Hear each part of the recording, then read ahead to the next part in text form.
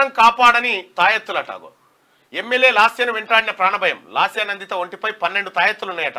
వరుస ప్రమాదాలతో బాబాల వద్దకు లాస్యా. తాజాగా దర్గాకు వెళ్లి వస్తున్నగానే ఘటన. ప్రమాదం ఎలా జరిగిందో అర్థం అవ్వట్లేదు. MLA Lasya Nanditha PA driver Akash. 2 ప్రమాదాల నుంచి ఆమె త్రుటిలో తప్పించుకున్న లాస్యా నందిత ఆలయాలకు వెళ్లి ప్రత్యేక పూజలు చేశారు. దర్గాలు బాబాల దగ్గరకు వెళ్లారట. నాకెందుకో ఈ ప్రమాదం మీద అనుమానాలు వ్యక్తమవుతున్నాయి. ఒక ఎమ్మెల్యే పర్యటన చేస్తున్నప్పుడు ఆమె వెంట గన్మెన్లు ఉండాలి. గన్మెన్లు ఎందుకు లేరు? ఎటు వేరు గన్మెన్లు?